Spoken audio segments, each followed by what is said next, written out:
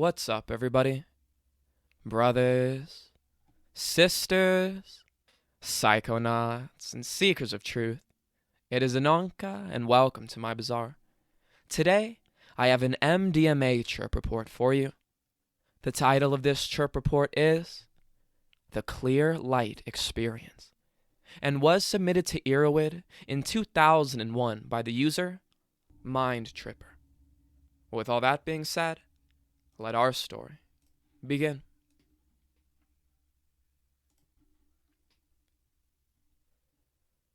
The tiny white gel capsule rested imperceptibly in the palm of my open hand.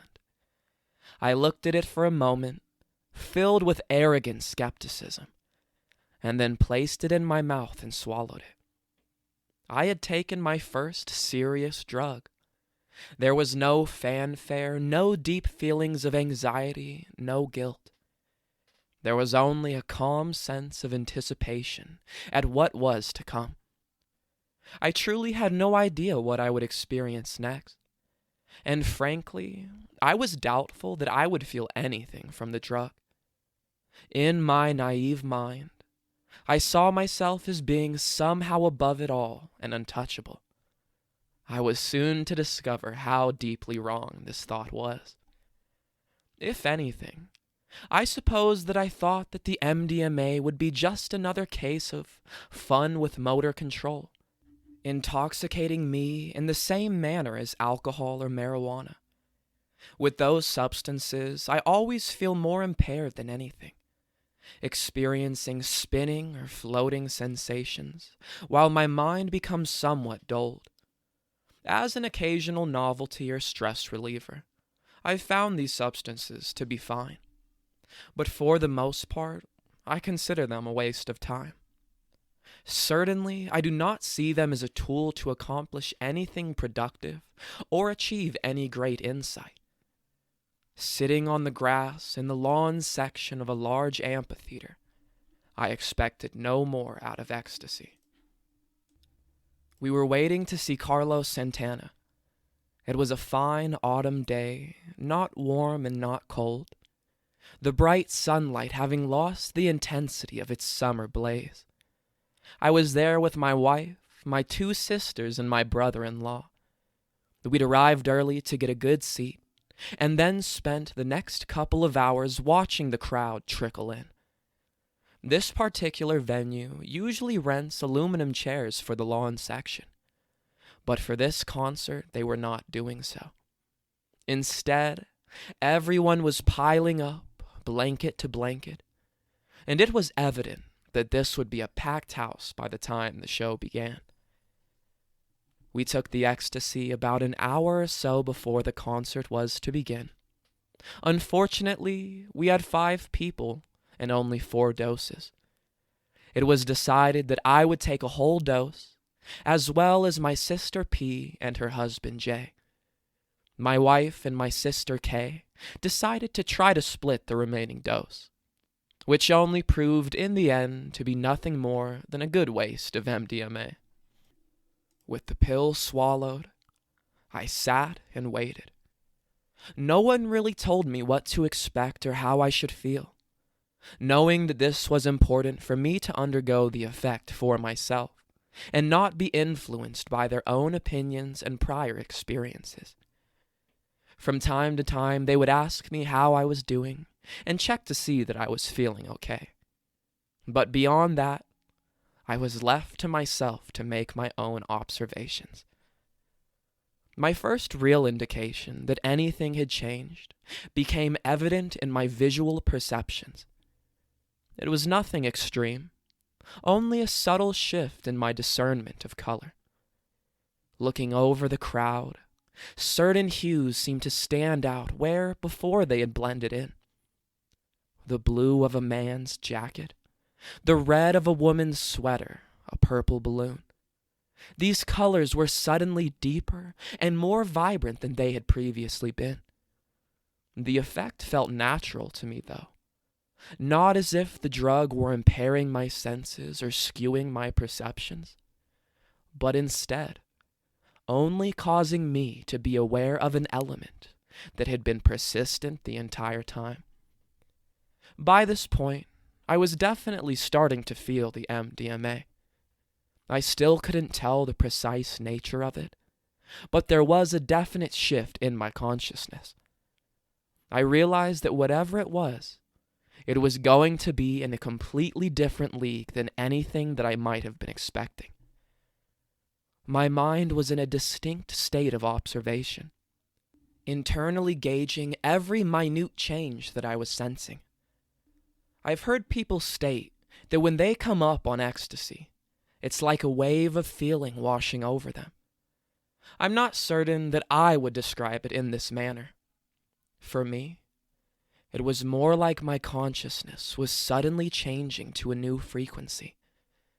The sensation is difficult to describe, but it was much like turning the dial of a radio slowly to another station. One moment, there is nothing but static. And then as the station comes into range, you begin to vaguely make out the music. The music gets clearer and clearer, until suddenly it's playing loud and crisp and unmistakable. My experience was much the same. One instant, I was sitting there trying to understand the nature of what I was feeling. And the next moment, it all became completely evident. The timing of the dosage was impeccable. Just as the cover band took the stage and began their set, the full effect of the MDMA began to take hold. We had all been standing as the band came on stage and began to play, but suddenly my knees buckled and I had to sit down. For a moment, I was simply overwhelmed by this new feeling. I looked around and my mouth dropped open. Everything was suddenly alive and full of vitality. I turned my head slowly from one side to the other, taking in the scene. I felt the most incredible smile spread across my face. I don't think that I have ever in my life been filled with such wonder.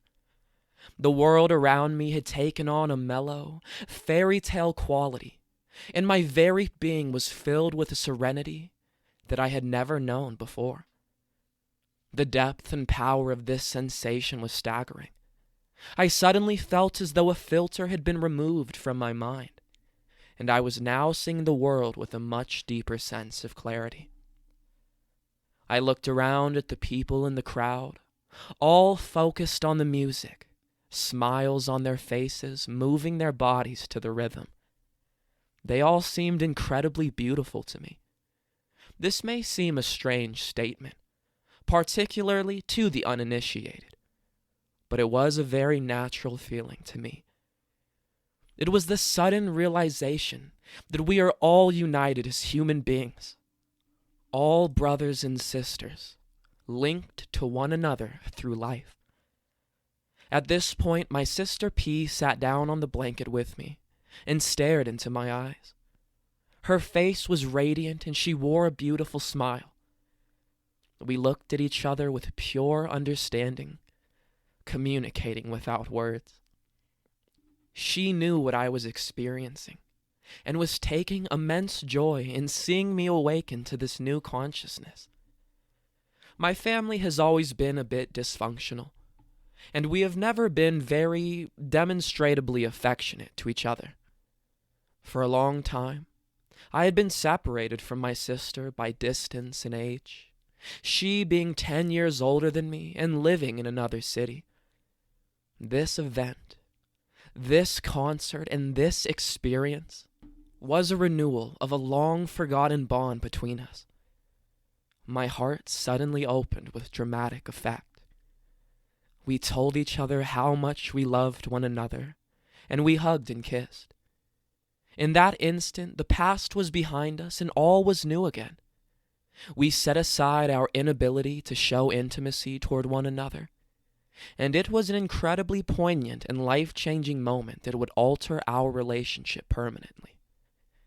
We discovered the true meaning of family, and understood that we were connected in a way that went far deeper than simple genetics. I turned to my sister Kay and my wife, and hugged and kissed them as well, and told them that I loved them.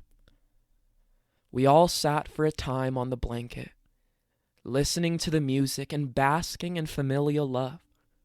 The only detractor was the fact that Kay and my wife were not experiencing the MDMA, their doses being too low. Although this did not affect my feelings toward them, it did somewhat block our communication, as they simply were not in the same mind space as the rest of us.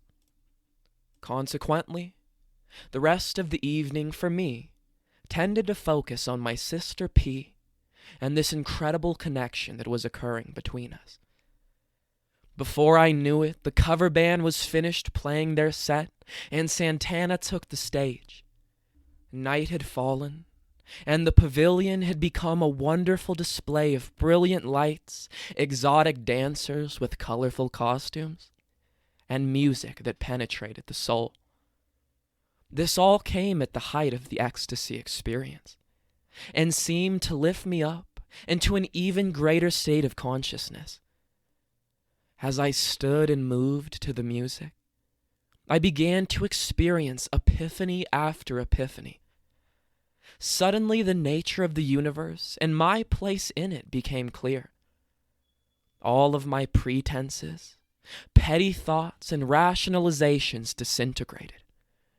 I clearly and objectively saw myself for who I truly am, and understood all of my strengths and all of my weaknesses. The stress in my body dissolved as I let go of problems that no longer seemed important. I was in a total state of relaxation and peace. As the music moved me, my ego dissolved until it was nothing. I realized that although I have my place in the universe and my own role to play, I am just a very small part of the cosmic tapestry of life. This experience opened my world and filled me with incredible wonder. These thoughts, in conjunction with the sea of bodies dancing and swaying around me to the music that moved us all, caused me to ponder our place in the universe as human beings. I realized that at the core, we are really just energy. The bodies that we occupy are simply vehicles for that energy, enabling us to exist in this physical realm. I put my hands together and felt the warmth of them, thinking about how much heat our bodies generated. This seemed to confirm what I was feeling, and I smiled with the rapture of this knowledge. Looking around at the people in the crowd, I thought about the energy inside each and every one of them. We are all energy, and we are all connected as human beings. I was then hit with the greatest epiphany of all. If we were all energy, then where did that energy originate? And where does it go when we die? At that moment, the answers to these questions revealed themselves, and I understood the true meaning of God, the one great source of energy that we all come from. Within each of us, there is a portion of this source, and in itself, that part is equal to the whole. We are an extension of God, and together, we are God. We are here in this physical realm to nurture our energy and help it to evolve and grow in power. And when we die, we return to the source and merge with it, bringing to it whatever we have learned, and in turn making it greater. In my mind, I clearly saw a brilliant and massive white light, all-encompassing, with billions of smaller lights moving into it, and others moving back out. I saw the true nature and cycle of life unfold before me, with my eyes closed, swaying to the music. I understood what it would be like to merge with God and give oneself to that true source of energy. With the last shreds of my ego vanished, the bliss that I felt was profound and inexplicable. It was truly ecstasy. A final realization struck me. This vision not only applied to the human race, but to every single form of life, as well as every single particle of existence, every atom, every electron. We are completely surrounded and part of God's energy. I opened my eyes and looked around once more, observing everything with a newfound vision. It was as if a veil had been lifted, and I knew in that moment that I would never view the world in the same way again. My eyes burned with tears, and I was overcome by an incredible sense of well-being. I felt more alive than I'd ever felt in my entire life. As the concert continued, I shared these realizations with my sister. She listened to every word that I had to say and nodded with understanding. I marveled at how well we were communicating. Whenever I spoke, I knew that I had her full attention, and in turn, when she spoke, I listened to everything that she had to say. It was apparent that MDMA is a wonderful tool for communication. It is sad how often people talk to one another without completely listening. Instead, we are all too caught up in thinking about what we are going to say next and how to move the conversation according to our own agendas. MDMA does away with those pretensions and allows us to speak naturally and with truth. It doesn't necessarily remove any control or cause you to say things that you might not normally say, but it allows you to speak your mind unfettered by the trivial social games that we all play. Eventually, I needed to go in search of a restroom. With the energy of the concert crowd and my very vulnerable state of mind, I knew that I would need some help finding one. My sister P led me through the sea of people while I trailed behind her, holding her hand like a child. It was somewhat amusing to me, and I enjoy relinquishing control to her. I knew that she was greatly experienced with altered states, and I felt very safe in her hands. It was just as well, since everyone was packed so tightly into the lawn section that there were no aisles to walk in, and navigating the crowd proved to be incredibly difficult. At one point, we were trying to pass a couple sitting on a blanket, when the young man jumped up and angrily blocked our path.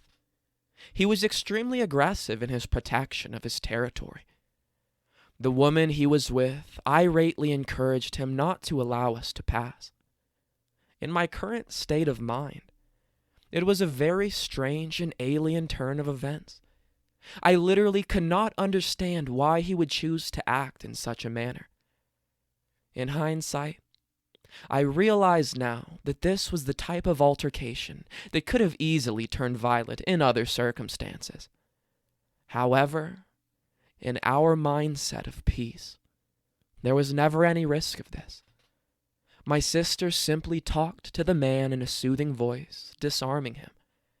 We simply sidled their area and moved past them and out of the arena. I felt pity for this couple, wasting their energy on such petty and meaningless emotions. After visiting the restroom, we walked around for a bit. Moving felt incredible, and I was full of energy. I'd put on a lot of weight over the past years, and it was very clear to me how I was carrying all of these extra pounds and what it was doing to my body. I was very in tune with myself physically, and it became clear to me what I needed to do to bring myself back to an optimal condition.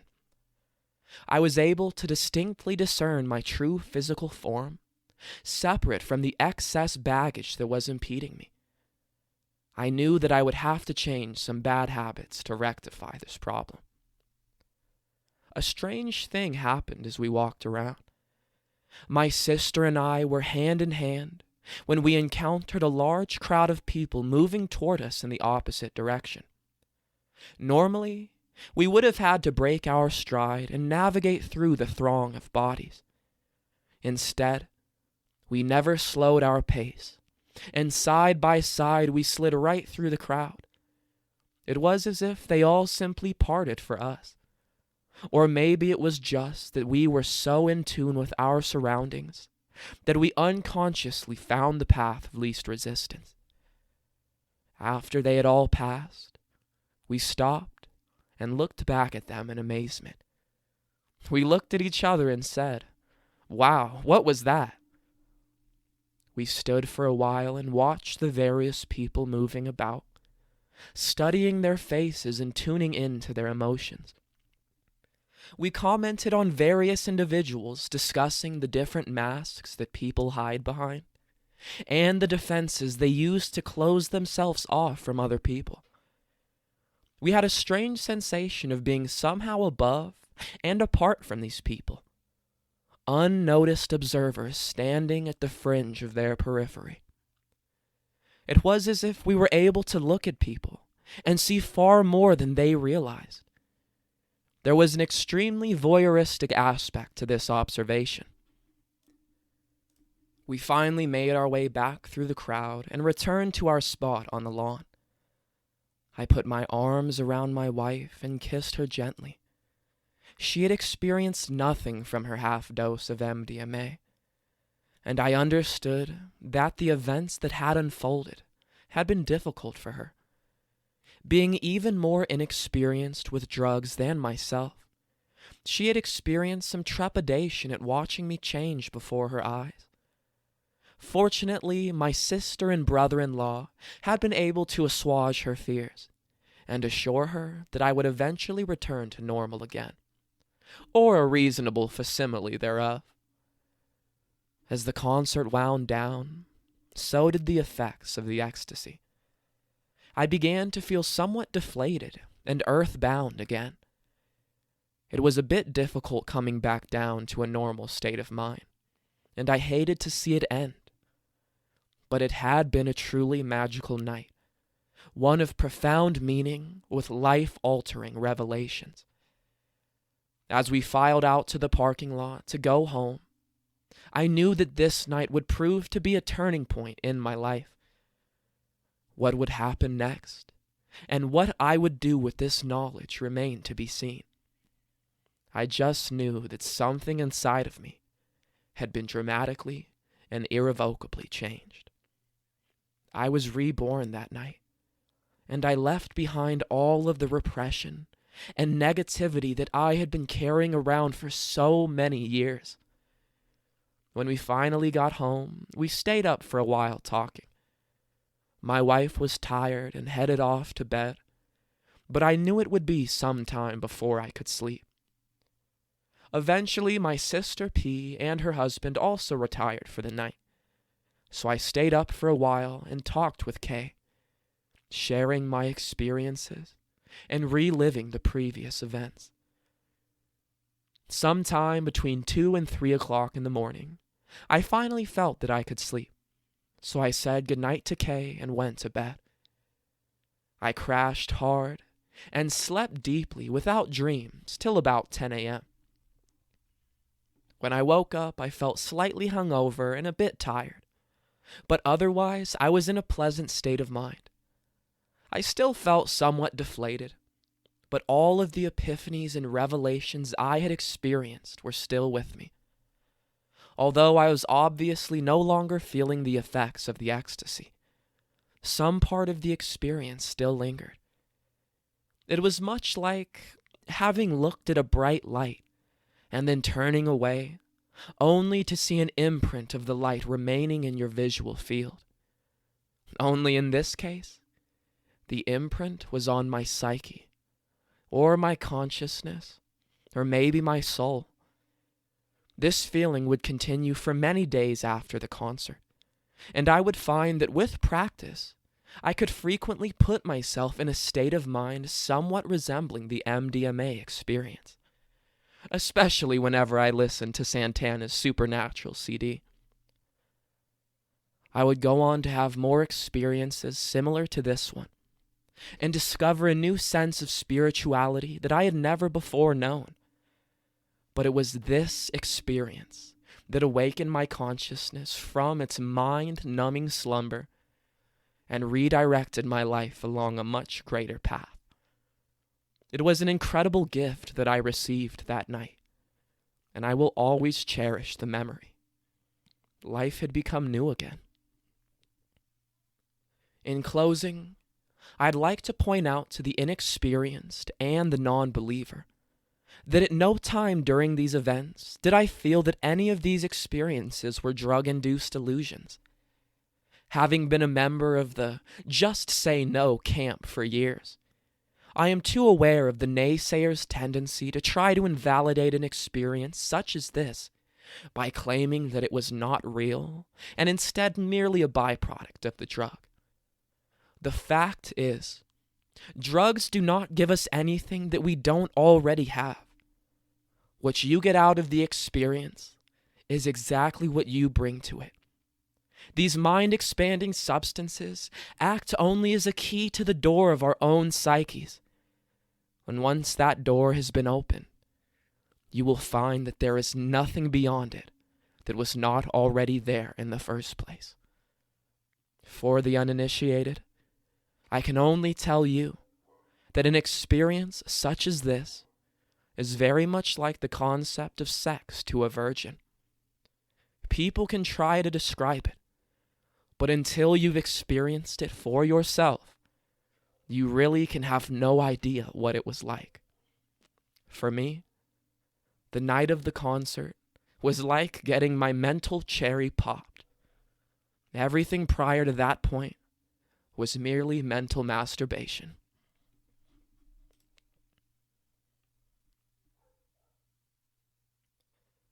All right, everybody. That is the end of our story.